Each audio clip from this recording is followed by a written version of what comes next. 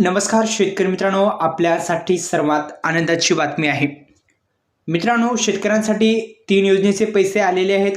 सर्वांना माहिती आहे की काही शेतकऱ्यांना अनेक सुद्धा शेतकऱ्यांचे पेमेंट जे आहेत ते फॉल्टेले आहेत, काही जणांचे फेल झालेले आहेत।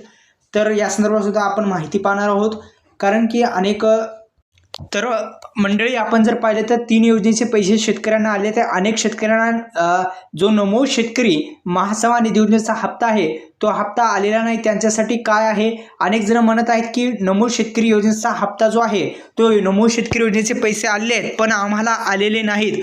तसेच आता तुम्हा सर्वांना माहिती आहे की नमो शेतकरी योजनेचे जे पैसे होते ते तुमच्या खात्यावरती आलेले असतील।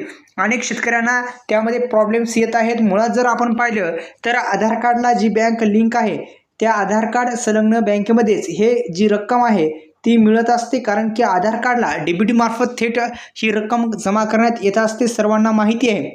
तर तशाच पद्धतीने आधार कार्डला जी काही बँक लिंक आहे त्यानुसार आपण जर पाहिलं तर आधार कार्डला जी बँक लिंक असते त्यामध्ये ही रक्कम जी आहे ती येत असते। तशाच पद्धतीने आता ही जी रक्कम आहे ती तुमच्या खात्यावरती आता लवकरच येणार आहे।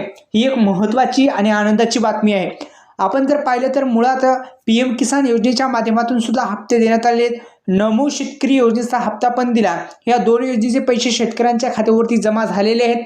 फक्त आता पीक विमा जो आहे तो शेतकऱ्यांना राहिलेला आहे, तो पण आता येईल अशी शक्यता वर्तवली जात आहे। अनेक दिवसानंतर पीक विम्यासंदर्भात कोणतेही अपडेट मिळालेले नाही।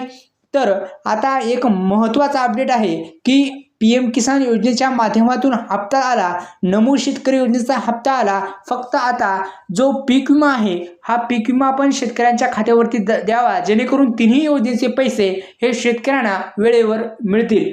तर व्हिडिओला लाईक करा। आधार कार्डला जी बँक लिंक आहे त्यावरती तुम्ही जाऊन चेक करू शकता। धन्यवाद। जय शिवराय।